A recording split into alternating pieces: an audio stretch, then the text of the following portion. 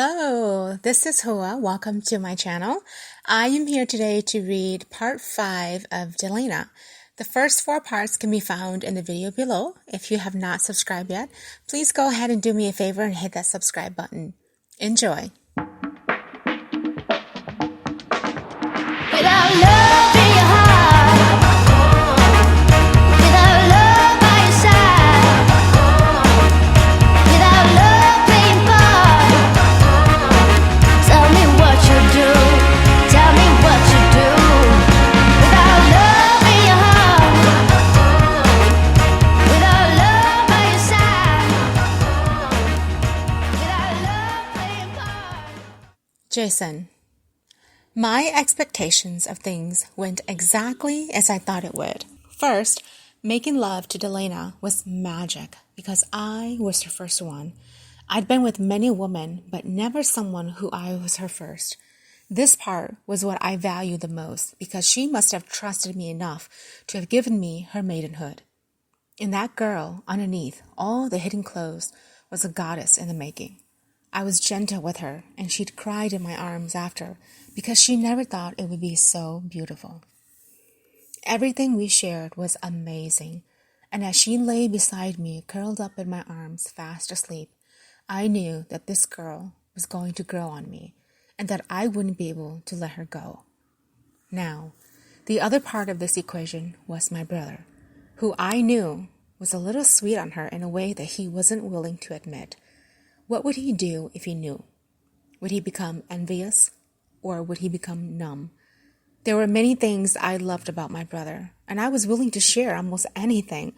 But when it came to a woman, I was pretty strict in how I felt.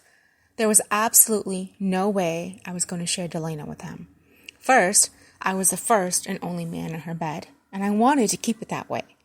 Second, I was beginning to like her a lot, and the idea of another man with his arms around her just didn't sit right with me. I was a true-blooded male alpha.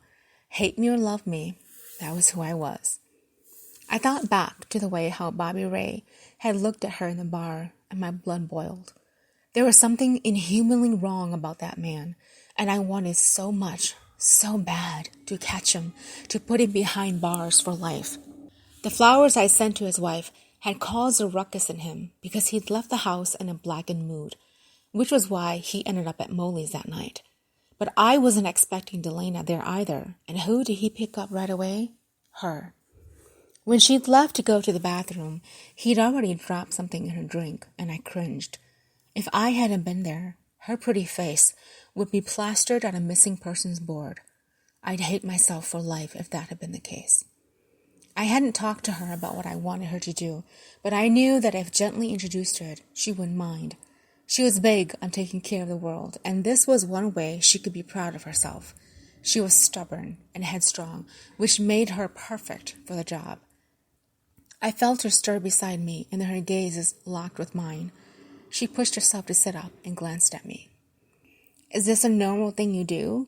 Creep stare at all the girls in your bed?" she asked with a dry voice. I laughed. "First, I'm in your bed. And no, I wasn't creep staring at you, although I'd like to very much right now." She pushed her hair away from her face. I forgot where we were for a minute there. "So I've been told." "There you go again," she said with a smile. "You're being cocky." I laughed and reached over to push a strand of her new blonde hair away. I watched as the ray of the moonlight danced across her face. She was really beautiful in this light, just downright beautiful, and I hadn't realized how much she tugged at my heart until now. "You're so beautiful. I love you like this, right now, in this moment. You're amazing, you know that? Tell me, why did you change your hair?" She shrugged. "Aunt Kate gave me a makeover. I thought it was good. What, you don't like it?" "No, it is good. I'm just curious. I loved you the way you looked before, and right now you look even better too." I took a deep breath. "I want to ask you something." Her smile faded. "That sounds serious. Whatever it is, my answer is no." "You haven't even heard me yet. From what I know of you, you're quite rebellious." Okay, I gave her that part. I smiled and tugged a strand of her hair. But I'm cute as hell, right? She smacked my shoulder. Listen, I want you to work with me on a case I'm doing. Bobby Ray? She asked immediately. Yes, I saw how he reacted with you tonight. I know he likes you. She turned away and then got out of bed. She pulled a blanket around her and turned the lights on. She stared at me, and then she grabbed my pants from the ground and tossed them at me. Put these on. I can't talk with you if you look like how you're looking right now. I laughed and got up to slip my pants on. Distraction much? She ignored my question. What is it exactly you want me to do? Did you sleep with me to get me to agree? No, I said honestly, but I need an inside source, and I can't go in myself. I saw how he reacted to you. You don't even have to use your real name. I kind of told him that my name was Brandy. I blinked and then stared at her with shock in my eyes, and then I laughed and placed my hands on my hips. Not bad. Does this mean that I have to give up my job with Aunt Kate? No. You will do everything that you continue to do. I'll teach you the tricks to keep yourself safe. I can't find a single piece of evidence to bring him in. And with his background in the community, the police won't bring him in for questioning without anything solid on him. I know it's him, but I can't prove it without any piece of evidence against him. What would you need in order to bring him in? Something that puts him in the place of the crime. A recording of him talking, a picture or something, anything. Your job is to get really close to him, close enough that he will talk with you in his vicinity, and so you can capture him saying that he's the one behind it. I need strong evidence to lock him away. He's a bad man, Della. If we don't do this, he'll keep destroying lives of women, and some of them are too young to die. Wait, what did you say? She asked with a strange look on her face. I paused. What? That there's many who are too young to die? Shaking her head, she said, No, before that. That he's a bad man? She shook her head again. And then I thought about what I'd said, and I finally uttered, Della? Her eyes lit up. No one has ever given me a nickname before. I like it. I walked around the bed and captured her into my arms. Well, good, Della, because I like it too. When I think about the way we used to be, when I think about the things you took from me, I know that I am so much better. When I look at what I've done, now that we're apart, when I look at what... Connor. My mornings were always such a hustle, getting out of bed, getting ready, and leaving for work in time to miss the morning traffic. But I was fuming because last night Joe called me to meet him at the bar, and when I refused, he spent an hour venting to me about how shitty his life had turned out to be. The girl he was with dumped him last night, and now he was looking for friends in comfort and in need. He'd been fired from his job, and I lost my right-hand man. I had little sleep, and I was still on edge about this whole Sheila thing. I hadn't driven to her house, which I thought was progress in my healing, and I hadn't had the nerve to call her either. I worked through the morning hours like crazy, and by the time lunch had came, I hadn't even made a dent in any of the piles sitting on my desk. Feeling exhausted, I decided I'd make my way to visit Dellanna and have her smile rid me of this tension in my neck. I knew when her lunch hour was and that she'd be home. I had been avoiding her because the last time I was with her, I ended up kissing her, and for reasons I was still trying to figure out myself. When I arrived at her house, I saw that my brother's truck was in his driveway. I'll go visit him after I talk to her, I thought. As I knocked and waited, I turned around to wave to a few kids walking by. The door opened, and I turned around to find no one else but my brother standing there, half naked, with only a pair of jeans on. My hand froze in mid-air, and I almost lost my balance as I tried to wrap my head around what I was staring at. Connor, he said, what are you doing here? I could ask you the same thing. Before he could reply, I could hear Dellanna's voice booming behind him, and then a pair of hands came to wrap around Jason's waist. I saw Jason lean over to kiss her cheek, and then Dellanna appeared before me. I was a bit shocked at her hair and her getup. She was a blonde? When had she changed her looks? Her smile faded, and she lost the light in her eyes. She dropped her hands from Jason's waist and cleared her throat loudly. "What are you doing here?" she asked. I came to, Jason, what are you doing here?" I asked instead.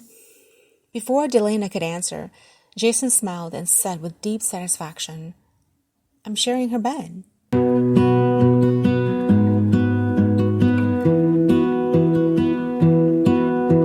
I lose my breath whenever I see you. You stole my heart, what is it that you do? My life was great till you added colors. Like the moon needs the sun, we don't care about. I watched as my brother and Dellanna talked quietly together in the kitchen, and I felt my heart skip beats. I wasn't sure why it bothered me so much, but every time I heard her laugh, or if I saw Jason's hand on her waist, I wanted to rip it off. The moment Jason picked up his jacket, I was glad to see he was leaving. But Dellanna also picked up her jacket, and the two turned to look at me. "I'm sending Della off to work. You can join us for dinner later if you'd like," Jason said. Dellanna smiled. "Yes, we'd love to have you." "Della?" I could see the happiness that swam in her eyes, and I wanted to throw up. "No, thanks. I'd rather not intrude." "You won't be," she said with a smile. "Actually, you would be," Jason said with a smirk, and she playfully punched his shoulder. "All right, let's go." I got up, and the three of us walked out together. I bid them goodbye as I walked to my car, and they walked the short 2 blocks to her flower shop. My insides turned into mush, and I gagged as I got into my car. God damn it. "Where's your head these days?" Frank asked as we sat together during a meeting. I was thinking about Dellanna and my brother as my boss was going over the new reports on the bid. I was on cloud 9 and not really caring. The fact that I was still thinking about this was bothering the hell out of me. I cleared my throat and rubbed my face as I leaned back in my chair. "I need Joe," I said as a recovery. "If I don't have him, I'm not right." "I fired Joe. Get over it and get your head straight, or else I'll have someone else take lead, Connor. It's as simple as that." "Joe has always been my right-hand man. Without him, my projects don't succeed. He knows me inside out, and I don't have to explain anything to him. I just show him what needs to be done, and he gets it done. The new guys, they need training, and I don't have time to train anyone." "Connor," Frank said as his tone got serious, "what the hell is really going on? Is this about Sheila?" I frowned. He knew? "Before Joe left, he told me that she ditched you. If you need time off to repair your broken heart, just say so. But to slack on your job while on my time, you know I don't allow it. You're my greatest guy here, but you are still replaceable." This had me fuming. "What do you know about Sheila? And what does it matter anyway? I've given you so many years of my life, Frank. Like you said, I'm your best guy here. But if I'm so replaceable, then why don't you just go ahead and replace me like you replaced Joe?" Frank narrowed his eyes. "Don't you threaten me, Connor. I make the calls here, and if you're not careful, you'll be out of a job by the end of the day if you keep pushing your luck. Now, I love what you've done for the company, but I can easily find a better, younger you." I stood up and anger filled me. "Okay, then why don't you go ahead and do that, Frank?" I wasn't sure if I had quit my job because I was right or because I wanted to create a reason to chase things better left alone. I was sitting in my car in front of Dellanna's house with my box of things from work when I saw her round the corner, heading home after a long day's work.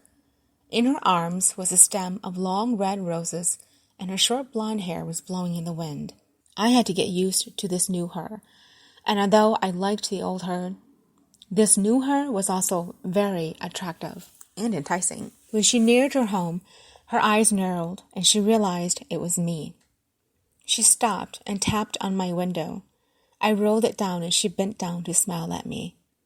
"Hey, what's wrong? Are you okay?" she asked.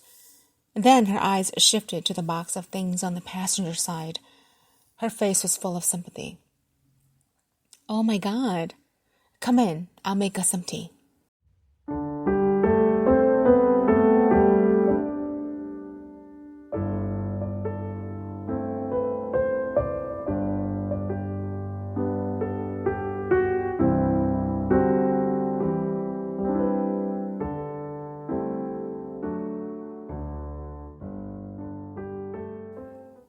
How do you begin telling someone you've just met that you might be falling in love with them? Was it rebound from Sheila?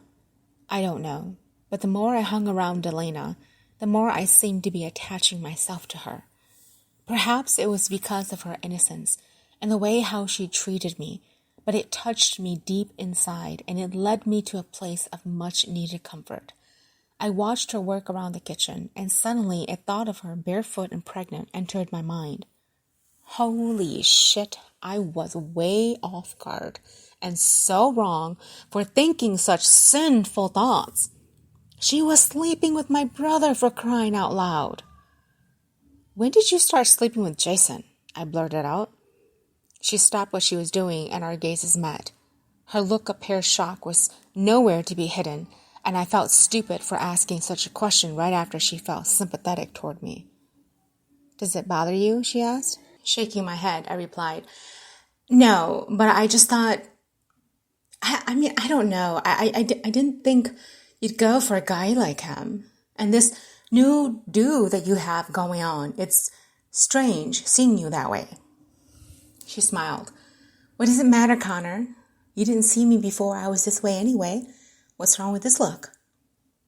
Touché. She finished putting tea in the cups and brought them to us. As she set them down in front of us, she took a seat, and I noticed a love bite on her neck. God, this was killing me. Was I jealous of my own brother? This was a manly conversation I had to have with him, and I couldn't drag her into it. "Are you okay?" she asked. I nodded, pretending that this was what I did on a regular basis, having tea with a woman I was secretly crushing on while she sported a love bite from my own brother. "Sure." "Are you sure it doesn't bother you about me and Jason?" "No, why would I?" "Because you're acting strange." I laughed a little too loud and a little too high. "No." "Connor?" She gave me a stern look, and I stood up from my chair. I grabbed my coat and slipped it on. "Thanks for the tea. I have to get going. I appreciate this, but I can't stay and talk. There's someone else I need to be." The final call in the middle of the night. We sit and watch the stars.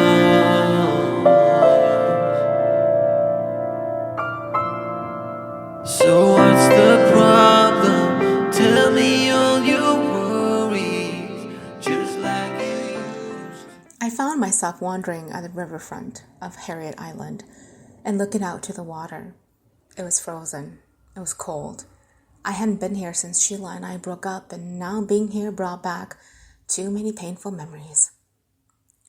I think inside of me I needed to heal and let go of this broken relationship. Dellanna had been there for me, and without thinking, I assumed a relationship was forming because she was just being polite. I was enjoying the silence when I heard footsteps behind me, and I turned to find Jason walking toward me with 2 cups of coffee. He reached me and handed one to me. I stared at him for a moment and then took it. Why deny free coffee, right? "You okay?" Jason asked. "Yeah, sure. Don't I look it?" He laughed. "You look fine." Fine is a cheap-ass way of saying I look like shit. Jason took a drink from his cup. "Okay, you look like shit. There, you happy?" I turned to glance at him. He was really more handsome than me and more fit. I laughed and then I shook my head.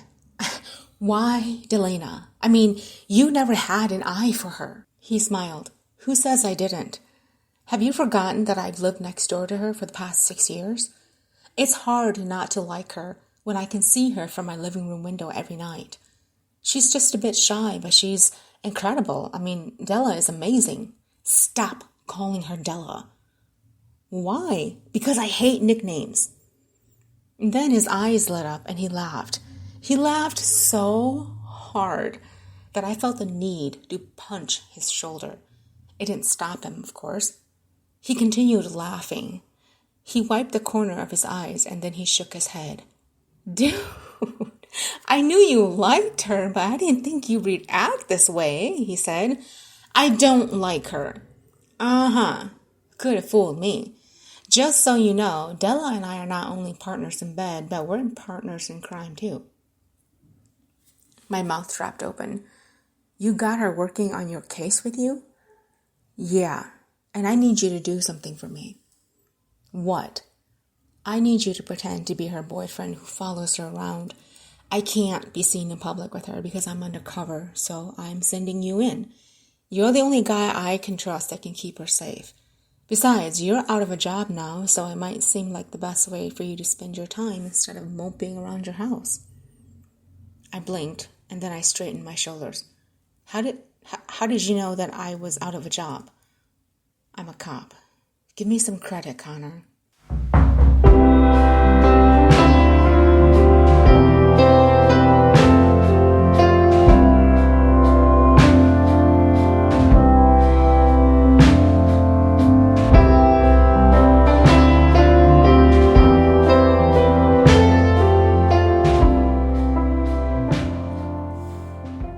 Dellanna. Okay. I'd gotten myself into a bit of a mess. I was now sleeping with Jason, and Connor was now my fake boyfriend. My life got a huge turnaround in one night. It all started when I decided to go out to a bar to have some fun and ended up being hired as an undercover agent. Wait, was I even considered an agent? Maybe an accomplice. Whatever the word was. I was being put into the middle of an important investigation, and I couldn't tell anyone about it. Not even Aunt Kate. So when she asked me why I needed 2 weeks of vacation, I lied and said Jason was taking me to Bali. I now had to research Bali in case she asked me about it, and to make sure she didn't just show up randomly at my house to find me very much not in Bali, Jason thought it would be best if I cooped up at his house. So here I was, moving in and making myself very much at home in his bachelor pad. I went from being single to moving into a man's house. The whirlwind romance I had with Jason was frightening. And if there was any words I could say, I would say that this man knew how to make my toes curl. There was nothing he couldn't do that made me feel as if I was made of mush. I woke up each morning blushing from the memories of us entwined together the previous night, and he'd still laugh at me and say, "Stop it, sweetheart. I already know what you want, and I'm too young to die." Was there such a thing as that? Perhaps there was. Otherwise, no one would have said it. But the hardest part was beginning to play my role as Brandy. I'd never done undercover work, and now I was being forced to understand jargon terms that made no sense to me, and the worst part of it was I had to learn how to protect myself and give the signs for help so that Jason could save me. Here were the signals. If I were to run my fingers through my hair using my left hand, it meant, "Save me. I'm in dire need of help." If I used my right hand, it was I really was needing to run my hand through my hair and that I was okay. If I began to laugh really, really loud, it meant that the guy opposite me had another guy watching us. If I sneezed, it was a sign that they were leaving and taking whatever measurements they had to be gone without a trace. If I cleared my throat, They needed to pay attention because things were heating up. All these signals had me twirling around in a dizzy haze. "I'm confused," Connor said one night. "I'm to be out of the picture when Dellanna is talking to the perp, but close enough to hear what is going on and jump in when needed." Jason sighed, frustrated. "Connor, for the last time, Della is the main person to be involved in everything, but you're to be in a cab and menu 2 tables down, listening in on the conversations. I'll be out of reach, but within earshot." Connor frowned. "So I'm the bait." I laughed. "Can we 86 the boyfriend? I don't think Connor should be a part of this because I feel like he might blow my cover." Jason laughed and then slapped his brother on his back. "See, in as little as 24 hours, and I've already got her trained well." He leaned over and gave me a quick kiss. "I taught you good, but we need Connor in case things go sour, and trust me, things always go sour, baby." I was back at Molly's where everything began. This time I was going in, not as myself, but as Brandy, looking for a little pick-me-up. I wore a super tight red dress with low black heels since I hadn't really mastered gliding, as my aunt called it. I had my hair blown dried at a salon where it looked really nice. I also paid to get my makeup done well. I looked the part. Now the question was, could I act the part? When I walked in, the bar was actually quiet for a Friday night. I could see that the bartender was bored, and he was the same man I met last week. I walked over to slide in one of the stools, and he recognized me right away. "Hey, doll, I missed you all week. Whiskey sour?" he asked. "Give me a gin and tonic," I said with confidence. Jason had taught me the many drinks I had no clue of before, although I wasn't even sure what it tasted like, but the bartender gave me a thumbs up and went to get my drink ready. I noticed Jason in the corner with the dark baseball hat pulled low over his face, enjoying a plate of fried onions. Now, why couldn't I be the one doing that? Connor was sitting 3 tables away in a white baseball cap, pretending to be focused on his plate of wings, and had his phone propped as if watching a game. I felt the hand against my thigh, and I turned around to find Bobby Ray standing before me with a nasty grin on his face. My stomach churned, but I kept my poker face on. "Brandy, you left me high and dry last week, you naughty girl," he said as he slid into the stool next to me. "I'm so sorry," I said with a hint of flirt to my voice. I got a call from my bestie that my ex was heading this way, and so, I hightailed it out of here. Us ladies, we don't want to be in the same room with losers." He laughed. "You got that right. What are you having?" The bartender set my drink in front of me and winked. "On the house, doll." Bobby Ray eyed my drink and smiled. "Gin and tonic, a girl after my own heart. Give me one of the same." The bartender laughed, and then Bobby Ray looked me up and down. "Say, you never told me where you were from." I laughed and crossed my legs, and I caught his eyes scanning down before they came to rest on me again. "Why should I tell you where I'm from?" "I'm curious because I've never seen you around before at this part of town. Are you a new resident?" "No, I'm an old resident taking up on a new adventure." I thought that sounded really smart.